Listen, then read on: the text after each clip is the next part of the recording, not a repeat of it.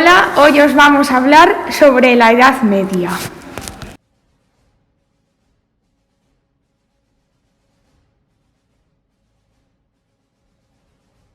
El feudalismo fue el sistema político, económico y social característico de Europa occidental entre los siglos IX y XV.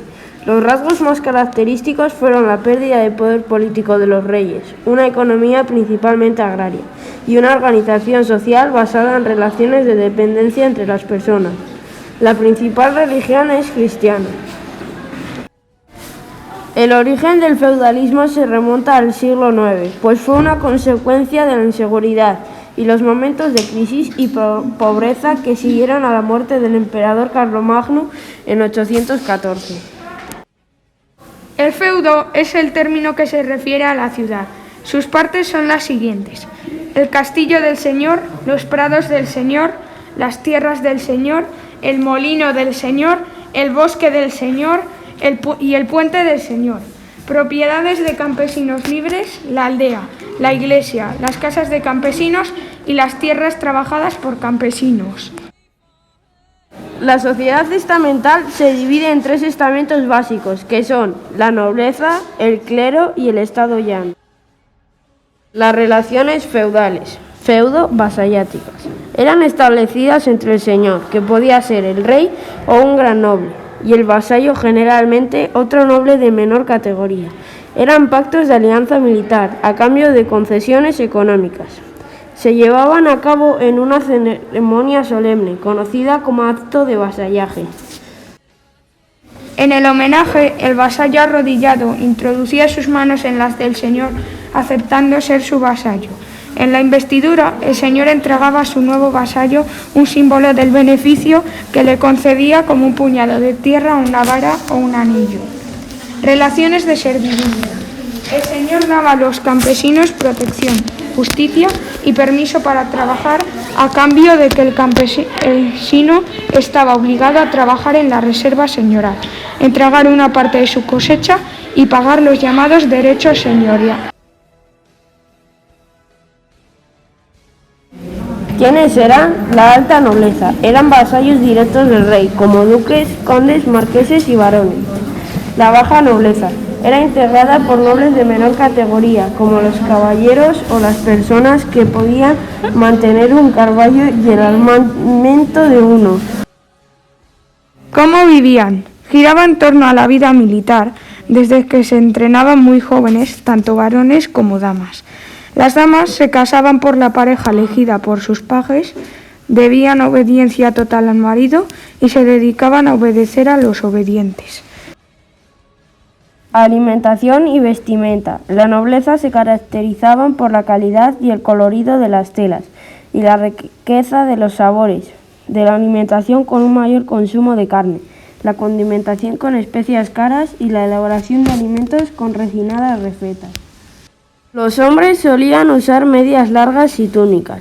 Los hombres nobles además usaban chaquetas, calzas y pantalones hasta la rodilla. Tanto hombres como mujeres nobles usaban joyas y pieles de animales. Las mujeres, por su parte, usaban vestidos largos, con túnicas sin mangas y tocas que cubrían su pelo. Partes de los castillos. El adarve, camino que recorre la parte superior del castillo. La barbacana, abertura estrecha en un muro para disparar flechas en caso de ataque. El foso era una excavación alrededor del castillo para evadir la aproximación de las máquinas de guerra. Y el matacán, construcción realizada en lo alto de una torre o puerta para defenderse o atacar al enemigo. El puente levadizo, puente para el que se cruzaba el pozo. Se llamaba así porque podía subir y bajar para aislar al castillo. El rastrillo, una reja pesada para impedir la entrada al castillo. La torre del homenaje, residencia del señor y de su familia. Se dividía en varias plantas, donde estaban los aposentos del señor y de su familia. En el gran salón o estancia principal había paredes cubiertas de ricas telas y tapices. La capilla como la cocina, el cuarto de guardia y los almacenes. Estas habitaciones eran oscuras, frías y poco amuebladas. Unos ejemplos son el castillo de Peñafiel en Olmedo, el de Olmedo y el de Coca.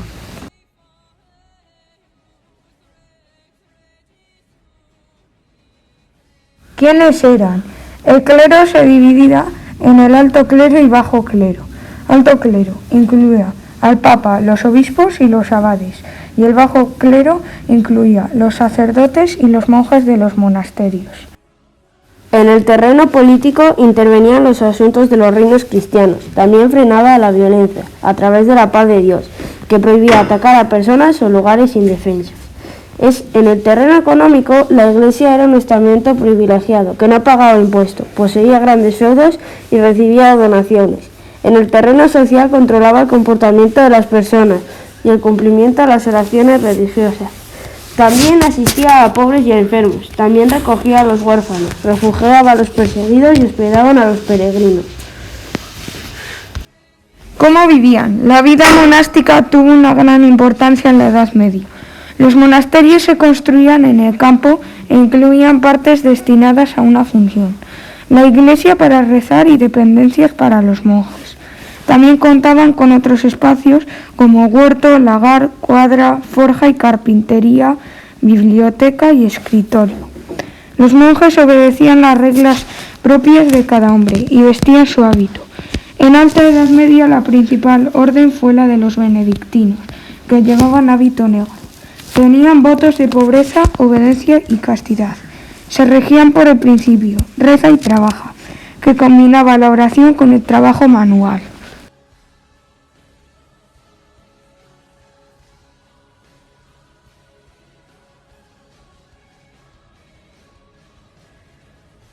Los campesinos. Los villanos eran personas libres, que podían vivir donde quisieran e incluso marcharse del feudo. Los siervos eran personas que no podían abandonar el manso que cultivaban, al que estaban vinculados. Estaban transmitidos a su condición a sus hijos. No obstante, también poseían algunos bienes personales. ¿Cómo vivían? Los hombres hacían labores agrarias pesadas, como arar, segar o talar. Las mujeres ayudaban en las tareas agrarias, como la siembra, la cosecha y la vendimia. Realizaban las faenas domésticas y cuidaban a los niños.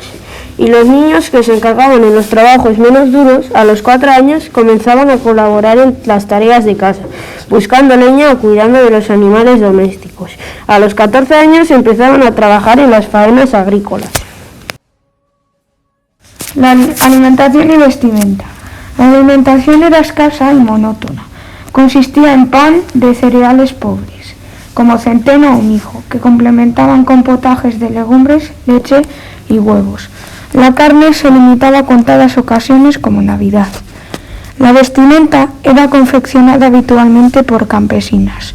Era de tejidos vastos, de lana sin teñir y de color parduzco. Las aldeas estaban habitadas por personas dependientes de un mismo señor feudal. Se construían en terrenos ganados, al bosque, con el esfuerzo de los campesinos. En el entorno de la aldea suministraba ciertos recursos. Así el bosque proporcionaba pastos para el ganado, caza menor, madera con la que construyen casas, leña para encender la lumbre y frutas con los que completar la escasa alimentación. Los pantanos y los ríos aportaban cañas, juncos y pescados. Las viviendas de las aldeas eran muy modestas. En general, los muros se construían con los materiales del lugar, como madera, barro o piedra, la cubierta con paja y el suelo con tierra apisonada. En Castilla, los artesanos trabajaban en talleres familiares y se agrupaban en cofradías para la ayuda mutua de sus miembros. Sus producciones principales fueron tejidos de lana, piel, hierro, vino y embarcaciones en los puertos del Cantábrico y Sevilla. En la Corona de Aragón, los artesanos se agruparon en gremios y producían sobre todo tejidos de lana, algodón, lino, cuero, vidrio y embarcaciones en los puertos de Barcelona, Valencia y Palma.